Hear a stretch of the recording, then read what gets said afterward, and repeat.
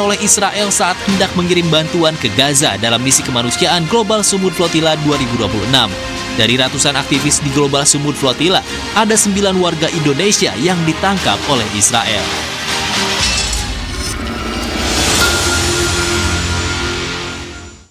Dan untuk mengetahui lebih lanjut lagi pemirsa sejauh mana upaya yang harus dilakukan pemerintah dan perkembangan terbarunya untuk membebaskan WNI yang ditahan oleh militer Israel, kita telah terhubung bersama dengan sejumlah narasumber melalui sambungan virtual. Di antaranya ada Guru Besar Hukum Internasional Universitas Indonesia, Profesor Hikmahanto Juwana, kemudian aktivis kemanusiaan Global Sumut Flotilla Muhammad Hussein, serta ibunda dari Asad Aras Muhammad, Umi Rabia.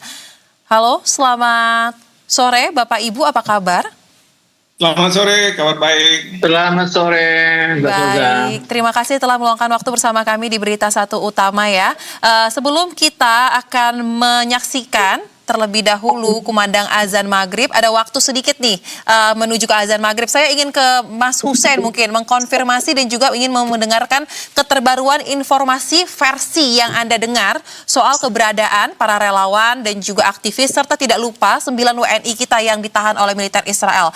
Nah, paling baru informasinya seperti apa nih Mas Hussein yang Anda terima? Kalau kita mendengar langsung dari statement yang dikeluarkan dan dirilis oleh adalah tim lawyernya Global Sumut Flotilla yang mengatakan tadi malam para aktivis sudah dipindahkan dari Ashdod menuju Ketziot. Ketziot ini penjara yang jaraknya sekitar 120 km dari Ashdod. Dan informasi yang juga saya dapatkan ini konon ya dari teman-teman adalah para aktivis ini akan segera dideportasi diantaranya warga Indonesia. Namun kita belum bisa pastikan. Tapi kalau memang sesuai dengan informasi yang saya terima ya, kalau memang benar, kemungkinan malam ini sudah akan ada pergerakan dari penjara Ketziot menuju bandara, dan dari bandara menuju ke Turki, di tempat di mana mayoritas para aktivis yang ditangkap dan diculik ini akan dideportasi. Dan terkait kondisi mereka, kita juga masih terus memantau. Terakhir kita bisa melihat bersama-sama bagaimana perlakuan buruk dan tidak berperi kemanusiaan yang dilakukan oleh Zionis yang tersebar melalui video. Baik. Berarti informasinya akan dideportasi ya, yang masih Anda dengar sejauh itu rencananya malam ini. Baik, kita akan lanjutkan pembahasan Bapak Ibu, tapi kita simak terlebih dahulu kumandang azan maghrib yang satu ini.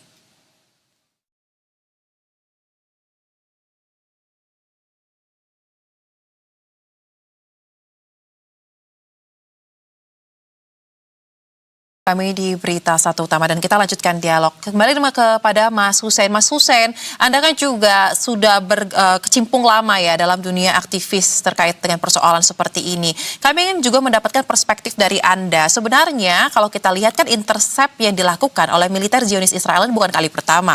Nah, lantas sepanjang pengetahuan Anda, Mas Hussein, seberapa parah sebenarnya apa saja yang dilakukan terhadap para aktivis, relawan yang intercept oleh militer Zionis Israel sebelum akhirnya mereka berhasil dideportasi ke negaranya masing-masing?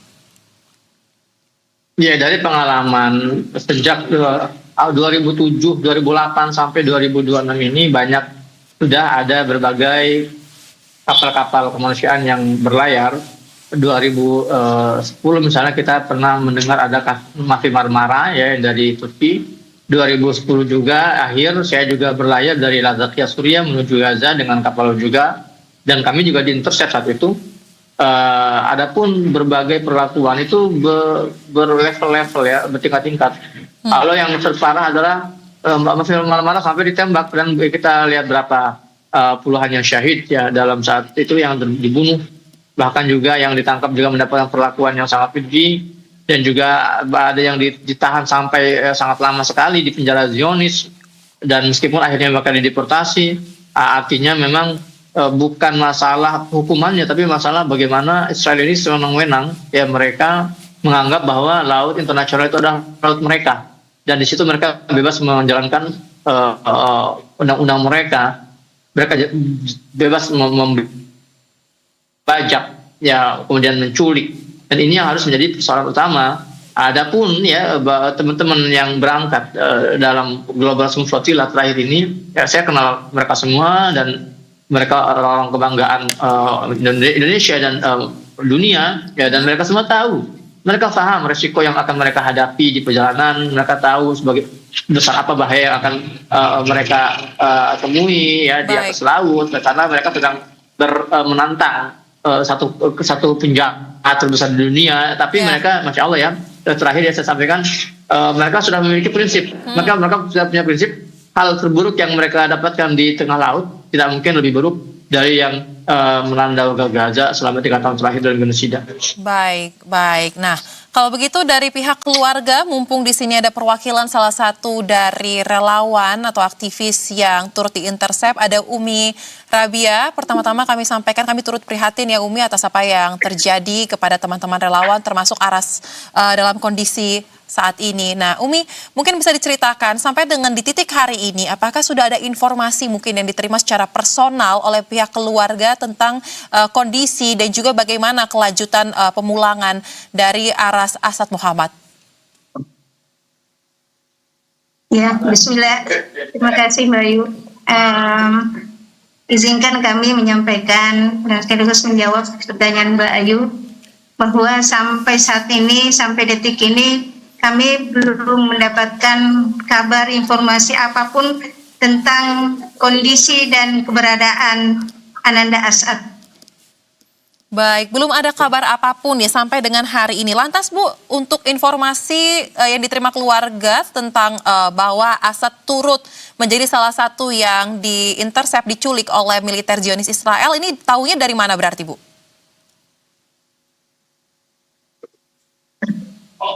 Ya, kami tahu dari berita yang ada dan kemudian dari pihak kantor lembaga SOA Spirit of Aqsa di Jakarta, Mbak Ayu.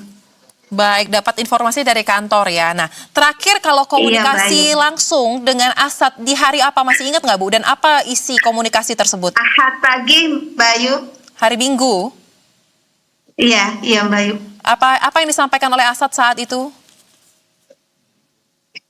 Mereka, Ananda Asad menyampaikan, alhamdulillah Umi, kami kembali mulai berlayar setelah rombongan Asad itu sehingga akibat besarnya ombak dan badai. Jadi Ahad pagi itu sempat menghubungi kami, menyampaikan alhamdulillah Umi, kami kembali melanjutkan perjalanan berlayar. Doakan kami, ridhoi kami Umi, semoga Allah terus ridho sama kami dan doakan terus kami. Baik, komunikasi yang terjalin terakhir cukup baik ya, memberitakan kabar bahwa perjalanan kembali dilanjutkan dan meminta doa. Nah, kalau begitu saya ingin ke Prof Hik. Prof Hik, terakhir kita berdialog terkait dengan persoalan ini. Anda mengatakan ini bukan persoalan terkait dengan Indonesia versus Israel, tapi dunia versus Israel. Nah, dengan kondisi perkembangan yang ada saat ini, Prof, dan juga kita lihat ada video yang beredar penyiksaan terhadap para teman-teman aktivis dan juga relawan. Bagaimana Anda melihat terkait dengan peristiwa penyiksaan ini sendiri? Apakah ini menjadi poin penguat juga untuk kelanjutan langkah hukum yang kemarin dilakukan? Ya, tentu ini merupakan poin penguat ya. Apalagi Perdana Menteri Netanyahu mengatakan bahwa tindakan yang dilakukan oleh Ben Gvir itu tidak sesuai dengan norma dan nilai yang ada di Israel. Karena apa? Ini sekarang menjadi kritikan bagi dunia, bahkan Perserikatan Bangsa-Bangsa juga menyampaikan. Jadi ada beberapa hal yang ingin saya sampaikan. Pertama adalah mereka yang ikut di dalam flotila, termasuk warga negara kita, itu adalah dalam rangka membela rakyat Palestina. Itu yang nomor satu. Dan bagi warga negara kita, saya yakin mereka mau menjadi syuhada, mau menjadi martir, ya, untuk rakyat Palestina yang ada di Gaza. Karena apa? Kalau mereka lewat darat itu sangat sulit dan itu mudah untuk ditutup oleh pihak Israel. Nah, sekarang ini sudah melakukan upaya untuk masuk lewat laut. Memang masalah ini sejak tahun 2008 sampai hari ini memang cuma sekali yang berhasil sampai di Gaza, kalau saya tidak salah tahun 2008. Nah, setelah itu pihak Israel melakukan tindakan intersepsi di tengah laut, di perairan internasional. Ingat itu perairan internasional. Saya ingin juga mengklarifikasi ya apa yang disampaikan oleh Pak Menlu, Pak Sugiono. Beliau mengatakan kemarin bahwa ingin meluruskan, istilahnya bukan penculikan atau penyanderaan, tapi pelarangan. Kalau bicara tentang pelarangan, itu berarti sama saja berpihak pada Israel. Itu tidak boleh, ya. Apalagi oleh seorang pejabat yang mempunyai tugas urusan berkaitan dengan masalah luar negeri. Ya, yang terjadi adalah pihak Israel tidak punya hak untuk melakukan pelarangan karena ini masih ada di perairan internasional, bukan di laut teritorial Israel atau misalnya di 24 mil, ya, di mana Israel bisa menegakkan aturan mereka terkait dengan beberapa ketentuan menurut hukum laut internasional. Jadi ini bukan pelarangan, tapi benar yang selama ini disampaikan bahwa ini penculikan. Bahkan beberapa negara menyebutnya sebagai pembajakan, ya, illegal act of piracy, ya. Jadi saya tidak mau jangan sampai pemerintah kita berpihak kepada Israel. Itu yang kita harus tegaskan. Dan sekarang banyak dunia yang mengatakan bahwa apa yang dilakukan oleh Israel mereka kecam. Memang Indonesia sudah mengecam. Tadi kita dengar dari juru bicara dari Kemenlu. Tapi sekali lagi, apa yang disampaikan oleh Pak Menlu harusnya ditarik, ya, jangan sampai menyakiti hati rakyat Indonesia. Ketiga, tentu kita bisa meminta terus bantuan dari kuasa dari pihak organizer flotila ini untuk melakukan proses hukum, karena terus terang kita tidak punya hubungan diplomatik. Nah, perlu juga yang terakhir saya ingatkan kepada pemerintah, jangan sampai ketika relawan kita mau dikembalikan, Israel membuat syarat-syarat. Karena bisa saja Israel mengatakan bahwa saya akan kembalikan dengan syarat bahwa kamu harus mengendalikan rakyat kamu yang kelihatannya terlalu berpihak pada Iran dalam perang Amerika Israel dengan Iran, dan kemudian juga kamu harus tetap di BOP atau kamu juga harus membuat hubungan diplomatik dengan kami, ya. Kalau tidak, kami tidak akan kirim balik warga negara kita. Jadi tidak boleh ada kondisi-kondisi atau syarat-syarat, ya. Jadi itu yang penting untuk pemerintah pahami, seperti itu. Baik, Prof, menarik ketika Anda mengkritisi pernyataan dari Menteri Luar Negeri kita, ya, mengenai kondisi ini bukan sebagai suatu hal yang disebut penculikan atau pembajakan, tetapi disebutnya sebagai pelarangan. Nah, saya ingin analisa Anda sebagai seorang akademisi, mengapa diksi ini dipilih? Apakah ini memiliki konsekuensi tersendiri mungkin terhadap bagaimana nantinya Indonesia ke depannya mungkin, atau bagaimana? Jadi begini, kalau dalam konteks hukum laut internasional, maka sebuah negara bisa melakukan pelarangan, kemudian mengusir, ya, kapal-kapal asing apabila mereka memasuki wilayah laut teritorial 12 mil atau 24 mil, tapi untuk aturan-aturan tertentu. 3 hal: keimigrasian, kesehatan, dan kemudian kepabeanan. Nah, di situ. Tapi yang terjadi kemarin ini itu adalah di perairan internasional. Di dalam perairan internasional, Israel tidak punya wewenang untuk melakukan intersepsi, penghadangan. Nah, kalau misalnya dia tidak punya kewenangan dan dia melakukan tindakan itu berarti Israel melakukan penculikan.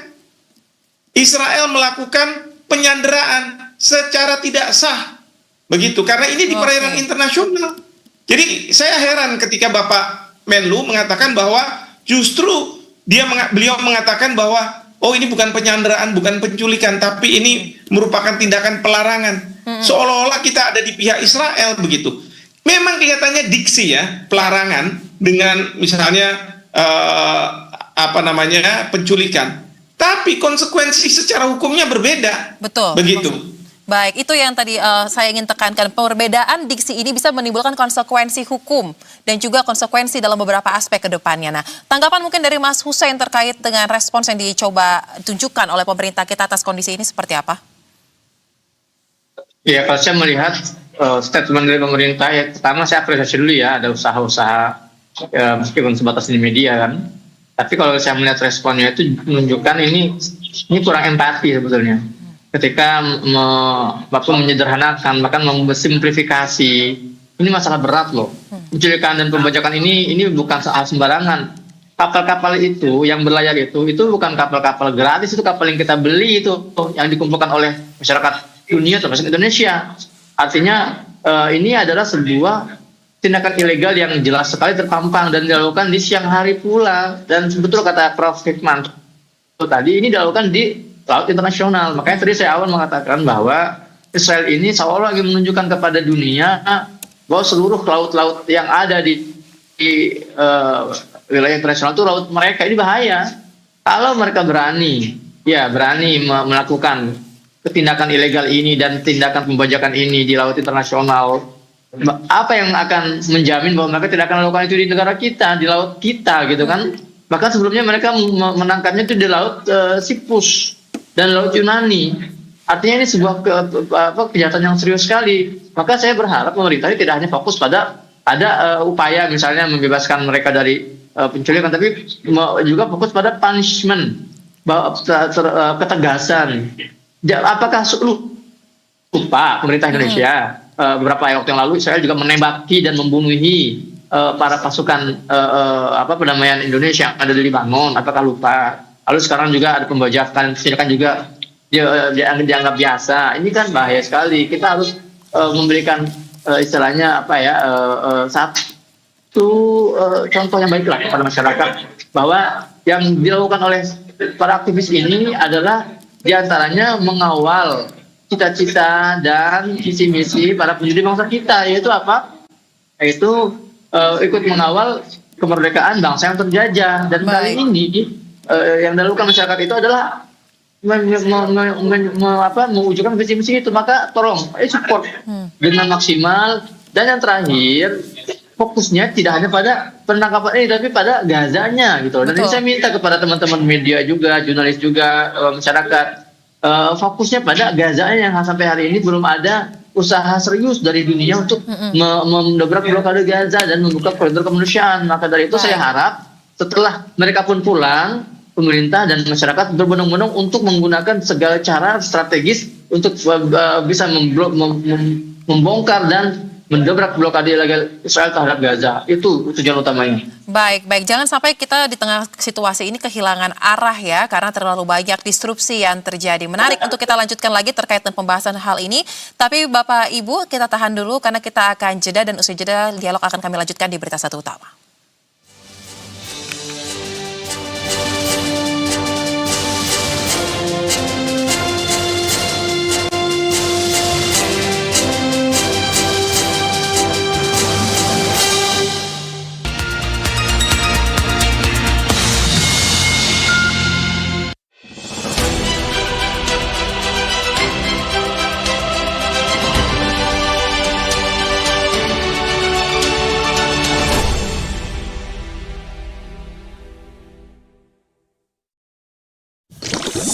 Di sini, kesegaran air murni Cleo terasa setiap hari. Cleo diproses menggunakan teknologi nanofilter, menghasilkan air murni yang ringan dan segar rasanya. Aman dari bromat dan baik untuk kesehatan. Air murni Cleo sudah BPA free, jadi lebih aman dan sehat untuk keluarga. Cleo, murni airnya, segar rasanya.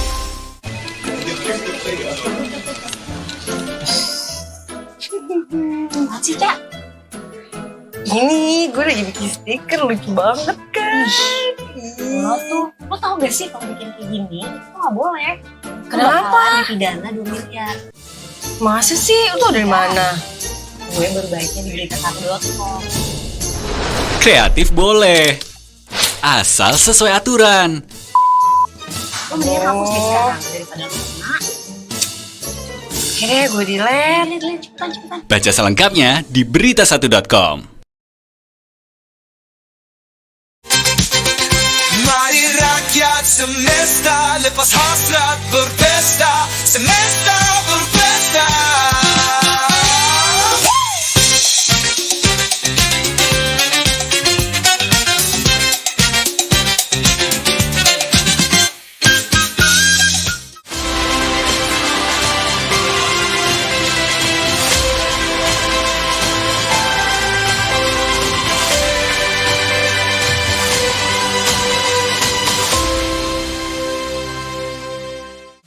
Terima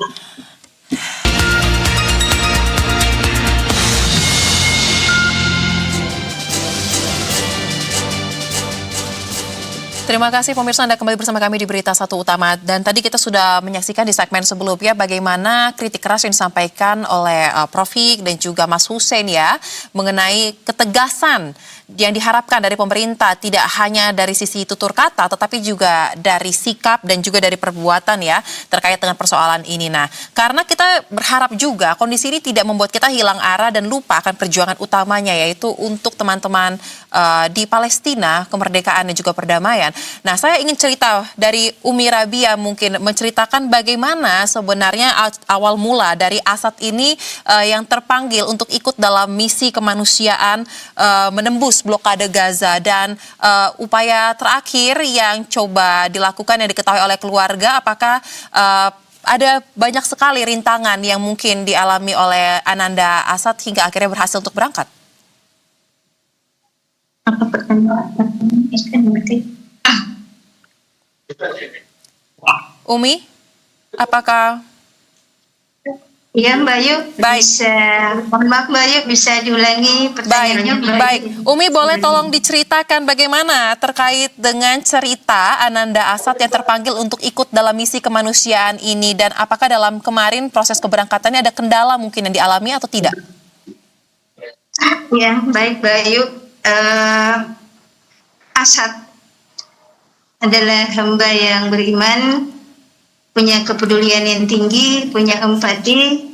Jadi alasan itulah yang kemudian merasa terpanggil dan imannya, terpanggil rasa kemanusiaannya untuk membantu saudara-saudara kita di Palestina yang sangat membutuhkan bantuan. Adapun proses perjalanannya menuju ke sana itu, setahu saya alhamdulillah tidak ada kendala Mbak Ayu. Baik, sudah berapa lama sepanjang pengetahuan Umi Asad ini memiliki fokus terkait dengan kondisi di Palestina dan teman-teman yang di sana? Ya, Asad kuliah di Jakarta, di Libya, Jakarta, Bayu, mulai gabung sebagai aktivis relawan sekitar tahun 2014, Bayu. Baik, jadi sudah cukup lama ya memang memiliki fokus, perhatian, dan berempati atas kondisi yang ada di Gaza, Palestina. Nah, tadi kita sudah membahas bahwa ini kita yang menjadi harapan ya, tidak lupa arahnya, tidak lupa tujuan utamanya. Kalau begitu saya ingin mengupdate kembali kepada Mas Hussein. Mas, kita tahu ya ada lawyer internasional yang dilibatkan ketika kita dengar ada intercept yang dilakukan oleh militer Zionis Israel. Nah, untuk sepanjang pengetahuan Anda, Mas Hussein, apakah proses yang dilakukan oleh teman-teman lawyer internasional ini masih terus berlangsung dan seperti apa perkembangannya?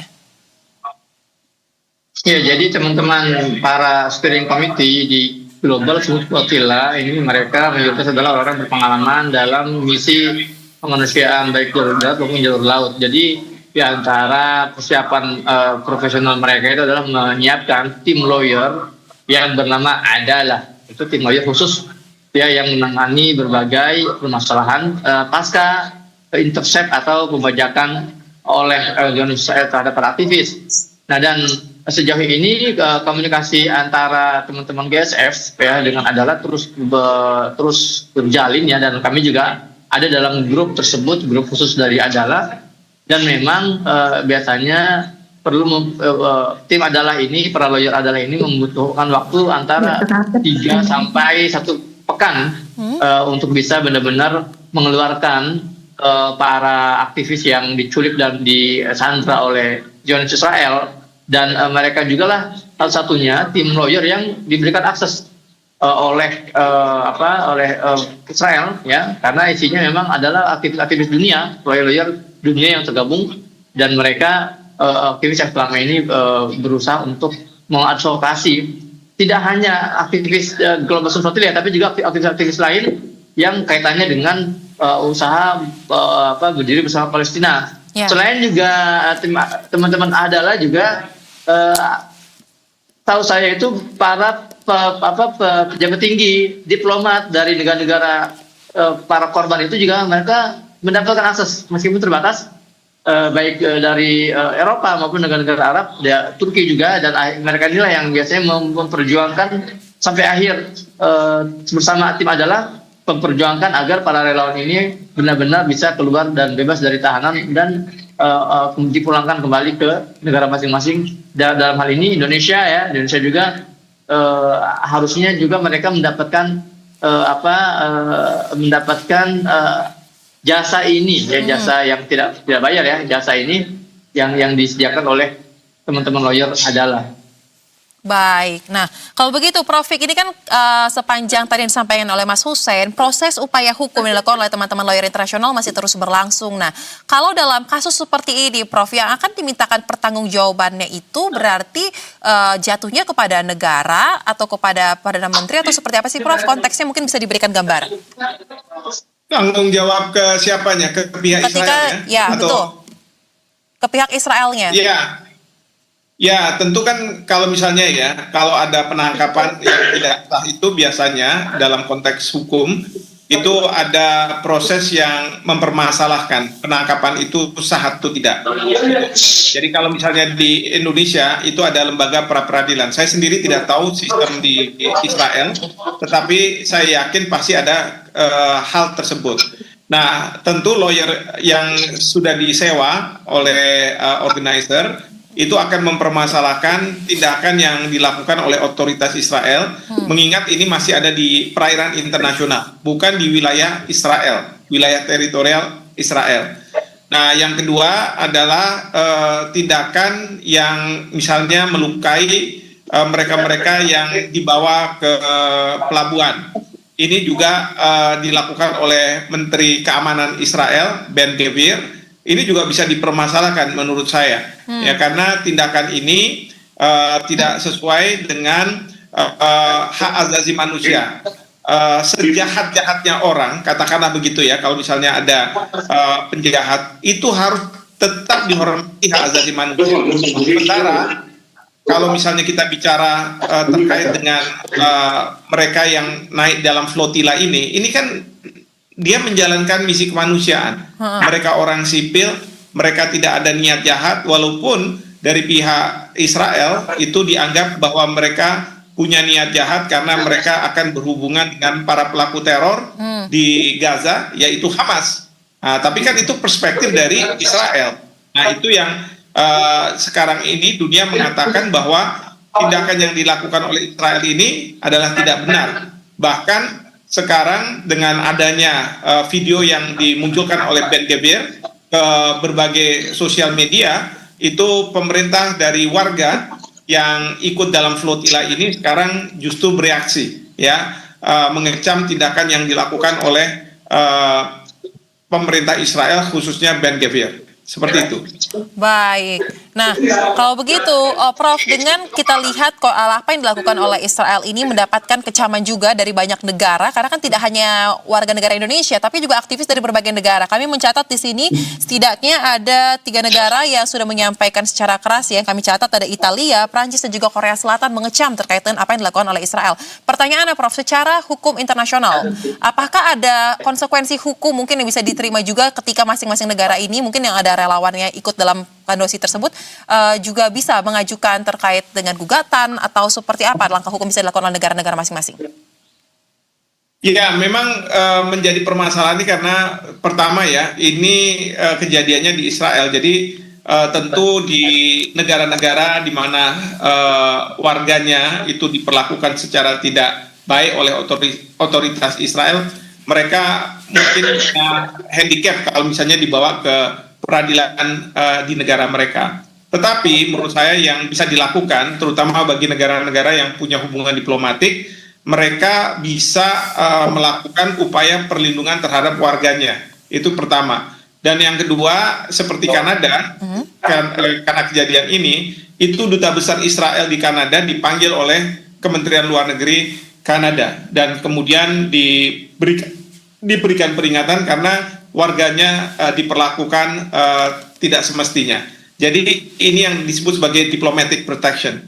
Tentunya bagi kita Indonesia, ini kita tidak bisa melakukan hal ini karena kita memang tidak punya hubungan diplomatik dengan Israel.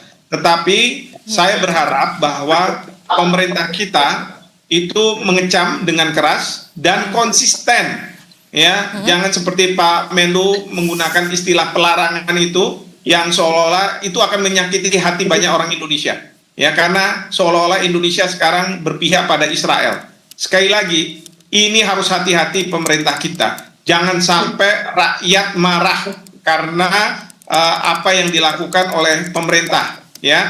Kalau perlu Pak Sugiono, ya, berkonsultasi dengan para birokratnya di Kementerian Luar Negeri. Mereka itu pintar-pintar semua, bisa memberikan masukan-masukan yang tepat, ketimbang kalau misalnya Pak Sugiono sendiri yang menyampaikan dan itu salah gitu.